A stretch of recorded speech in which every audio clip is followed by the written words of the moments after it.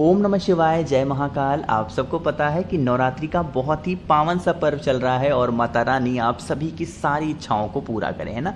काफ़ी ज़्यादा लोग परेशान होते हैं, भैया हमने बहुत व्रत करके देख लिए, सब कुछ कर लिया, फिर भी हमारी मनोकामना पूरी नहीं हो रही है। तो ये वीडियो आपके लिए है। बस आपको एक छोटा सा उपाय करना है। आपको 25 लौंग लेने होंगे। छोटा सा उपाय करिएगा जिससे आपकी जो भी विशेष हैं, जो भी इच्छाएँ हैं, माता रानी पूरी ज़रूर करेंगे। ठीक है, वीडियो को एंड तक देखिएगा, पूरा देखिएगा। एक भी गलती कर दिए तो पूरा उपाय खराब हो जाएगा। ठीक है, बहुत ध्यान से सुनेंगे। स्क्रीन पर आपको लौंग दिख रहा है ना। हमें कितने लौंग लेने हैं, सारी खेल यहीं पे स्टार्ट है ना। देखो, आपको लेने होंगे जितनी आपकी एज है, जितनी आपकी उम्र है। फॉर एग्जाम्पल, जैसे उदाहरण के तौर पे मान लेते हैं कि आपकी उम्र 25 साल है, तो आपको कितने लौंग लेने हैं? 25 लौंग। आपकी उम्र मान लेते हैं 30 साल है, तो कितनी लौंग लोगे? 30 लौंग। आपकी उम्र 60 साल है, तो कितनी लौंग लोगे? 60 साल। पूरी मेरी बात 60 लौंग।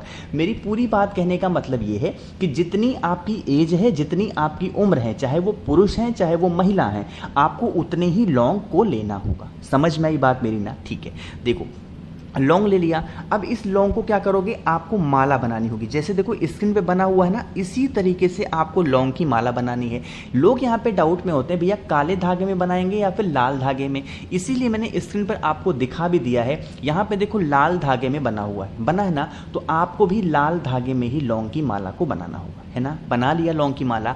अब आपके घर के आसपास किसी भी देवी माता का मंदिर हो, कोई भी माता हो, कोई भी, घर पे नहीं, कोई भी मंदिर में जाना जिसमें देवी माता की मूर्ति हो, जहां उनकी मूर्ति स्थापित की गई हो, उनके गले में ले जा करके आपको उस लौंग की माला को समर्पित करना है। क्या आपको पता है कि नवरात्रि के दिनों में 2 चीजें माता को बहुत प्रिय हैं? पहली चीज तो होती है लौंग, उनको बहुत प्रिय है। और अगर फूल में मैं बात करूं तो एक गुड़हल का फूल होता है, वो माता को बहुत प्रिय है। तो लौंग की माला जो भी व्यक्ति पूरी नवरात्रि में किसी दिन अपने उम्र के बराबर की लौंग को लेकर के माला बना करके पहना देता है, माता रानी उससे बहुत खुश होती हैं और उसके जीवन में जितनी अड़चनें होती हैं वो सारी अड़चनें खत्म हो जाती है ना। तो लौंग की माला का ये उपाय पूरी नवरात्रि में जब भी आपको टाइम मिलता है, किसी भी एक दिन जरूर करिएगा, है ना। समझ में आई बात मेरी ना? चलो, तो यहाँ पे लौंग की माला की तो बात आपको समझ में आ गई है। अब जो मैंने आपको अभी बताया था वीडियो में कि माता को जो फूलों में प्रिय है, यही होता है गुड़हल का फूल। आपके साइड में इस फूल को क्या बोलते हैं, नीचे कमेंट सेक्शन में ज़रूर बताइएगा। ठीक है, चलो समझते हैं। अब देखो आज के टाइम पे क्या है ना कि मैक्सिमम लोग, सभी के घरों में क्या हो रहा है, बीमार पड़ रहे हैं। भैया हमारे घर में हमारी माता जी बीमार है, पिताजी बीमार है, भाई बहन बीमार है, सारे पैसे डॉक्टर ले जा रहे हैं, सारे पैसे दवा में जा रहे हैं। कितने भी कमा लो लेकिन पैसे दवा में ही जा रहे हैं। तो आपको क्या करना है, मात्र एक फूल लेने हैं जो आपको स्क्रीन पर दिख रहे हैं ना। इसी तरीके से गुड़हल का एक फूल लेना, लाल वाला। गुड़हल में भी कई तरीके कलर आते हैं, लेकिन लाल वाला लेना। एक फूल लेना और उसको लेके जाओगे किसी भी देवी माता के मंदिर में। कहाँ जाओगे? जो एक गुड़हल का फूल है ना, उस फूल को माता के चरणों में, ऐसा नहीं कि ऊपर रख दिया नीचे रख दिया, नहीं, उस फूल को माता के चरणों में रखो। कि किसका नाम लेकर के? माता प्रसूति का नाम लेके। फिर से बोल रहा हूं, गुरु जी की कथा चल रही थी एक टाइम पे कोटा में, उस कथा में गुरु जी ने इस उपाय को बताया था, है ना। तो आपको क्या करना है, माता के मंदिर में जाना है, उस गुड़हल के फूल को लेके जाना है, उनके चरणों में माता प्रसूति का नाम लेकर के रख देना। रखने के बाद जो भी पूजन अर्चना करनी हो, दीपक वगैरह जलाना हो, प्रज्वलित करना हो, सब कुछ कर लेना। जब आपकी पूजन खत्म हो जाए, जब आपकी जो भी पाठ अर्चना करनी हो खत्म हो जाए, तो उस गुड़हल के फूल को फिर यहां से उठाना और माता के मंदिर के ही चौखट पे बैठ करके आपको उस लाल फूल को, गुड़हल के लाल फूल को एक एक पत्ती, एक साथ नहीं, एक एक पत्ती को निकाल करके, तोड़ करके, माता प्रसूति का नाम लेकर के चबा करके जो भी व्यक्ति खा लेता है, उसकी बीमारियां धीरे धीरे करके खत्म होना स्टार्ट हो जाती हैं। और जो वो मेडिसिन खाता है, जो वो दवा खाता है, वो भी उसको असर करना शुरू करती है। ठीक है, समझ में आई बात ना? तो माता प्रसूति का ये उपाय आप सभी को पूरी नवरात्रि में किसी भी दिन कर सकते हो, किसी भी वक्त कर सकते हो। बस कोशिश करेंगे कि अगर आप शाम के टाइम पे करते हैं तो इसका फल बहुत ज़्यादा मिलेगा। ठीक है, चलो आगे बढ़ लेते हैं इसी वीडियो में। अब हम लोग अपने तीसरे उपाय, ये भी उपाय बहुत सुंदर है, बहुत प्यारा है और इस उपाय का बेनिफिट है कि आपकी कोई ऐसी मनोकामना जो काफ़ी दिनों से अधूरी है, तो इस नवरात्रि आपकी वो कामना पूरी ज़रूर होगी। ठीक है, देखो अब यहाँ पर आपको बेलपत्र दिख रहा है ना। कितनी बेलपत्र लोगे? आपको लेनी होगी यहाँ पे बहुत सारी बेलपत्र। बहुत सारी मतलब कि जैसे या तो आप 21 से कम नहीं लेना है, 21 ले लो, 51 ले लो, 101 ले लो, इस तरीके से आपको बेलपत्र को लेनी होगी, है ना। अब कहोगे भैया हमें एक तो मिलती नहीं है, बताते हो 21, 51, 101 कहाँ से लाएंगे? तो जो बेलपत्र महादेव के शिवलिंग के ऊपर चढ़ी हुई हो उसी बेलपत्र को ले आओ, उसको धुल लो और उसके बाद आप यूज़ कर सकते हैं, ठीक है। चलो, तो आपने बेलपत्र ले लिया। अब इस बेलपत्र को क्या करोगे, आपको इसकी माला बनानी होगी, है ना। माला बनाओगे, लेकिन पहनाने का तरीका थोड़ा डिफरेंट है, समझिएगा।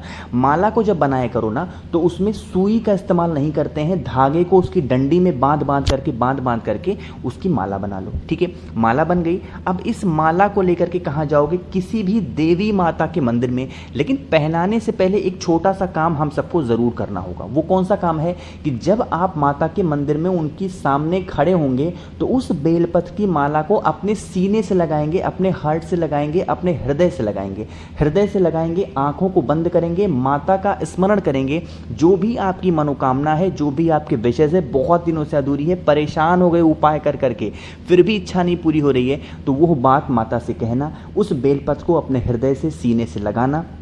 लगाने के बाद फिर उस बेलपत्र को माता के गले में समर्पित कर देना। पूरी नवरात्रि में किसी एक दिन, है ना, जब कभी भी आपको टाइम मिलता है, मौका मिलता है, माता के गले में समर्पित करने से इससे भी क्या होता है, जो बीमारियां होती हैं, जो हमारे घर में क्लेश होते हैं, जो हमारी इच्छा होती है वो तो पूरी होती है, घर की जितनी नेगेटिव एनर्जी होती है घर से बाहर निकल जाती है ना।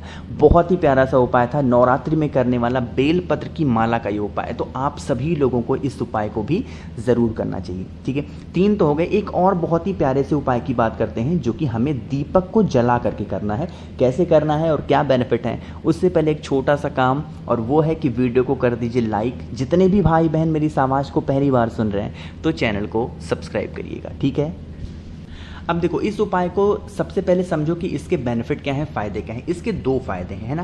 पहला फ़ायदा तो ये है कि अगर आपके घर में बहुत क्लेश होता है, बहुत लड़ाइयाँ होती हैं, तो इस उपाय को करेंगे।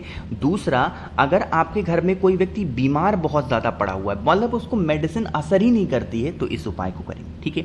हमें यहाँ पे कुछ चीज़ों की ज़रूरत होगी। सबसे पहले तो यहाँ पर आपको इस तरीके से एक मिट्टी का दीपक लेना होगा, है ना। आटे का नहीं लेना है, मिट्टी का दीपक लेना। साथ ही साथ आपको लेने होंगे 2 लौंग। कितने? 2, इससे ज़्यादा नहीं लेना है। 2 लौंग लेना, और आपको फिर से लेने होंगे 2 कपूर के टुकड़े। 2 लौंग, 2 कपूर के टुकड़े और 1 दीपक। उस एक दीपक को लेके चले जाओगे किसी भी देवी माता के मंदिर में, जो मंदिर आपके घर के आसपास सबसे नज़दीक हो, है ना, लेके जाना। और शाम के टाइम पे, प्रदोष काल में, जिस टाइम पे सूर्यास्त होता है, माता के सामने उस दीपक को रखना। और इस दीपक में ध्यान रखना है कि आपको 4 इस तरीके से 2 बत्ती लगानी है, जिसके 4 मुख इस तरीके से बन रहे हो, है ना। समझ में आई बात? इस तरीके से बन रहे हो। उसके बाद इसमें आपको गौ माता का घी डालना है। क्या डालना है? गाय माता का घी डालना। घी से इसको पूरे दीपक को भर देना।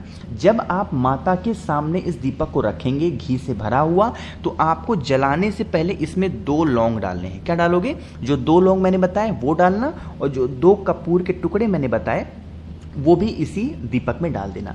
और माता के सामने रखने के बाद आपको क्या करना होगा, इस दीपक के चारों मुखों को जलाना है। किसी एक को नहीं जलाना है, 4 की चारों मुख को इसमें जलाना। जो भी कष्ट है, जो भी व्यथा है, जिस वजह से बहुत परेशान हो, माता से हाथ जोड़ना, विनती करना, कह देना। बाकी जो भी पूजन पाठ करनी हो, कोई भी पाठ पढ़नी हो, चालीसा पढ़नी हो, वो आप पढ़ सकते हैं। तब तक करेंगे पूजन जब तक यह दीपक की जो चारों ज्योति यहाँ पे जल रही है, ये दीपक की चारों ज्योति बुझ ना जाए, ठीक है। कितनी देर जलेगी? 5 मिनट, 10 मिनट, इतनी देर तो इतनी देर तो पूजा कर ही सकते हो। तो जल जाए, उसके बाद वहां से उठना और चुपचाप अपने घर की तरफ चले जाना, है ना। करके देखिएगा इस उपाय को। पूरी नवरात्रि में जब कभी भी आपको टाइम मिलता है, मौका मिलता है, कर सकते हैं। तो कोशिश तो की मैंने इस पूरी वीडियो में आप सभी को बहुत ही प्यार से, बहुत ही अच्छा समझाया है।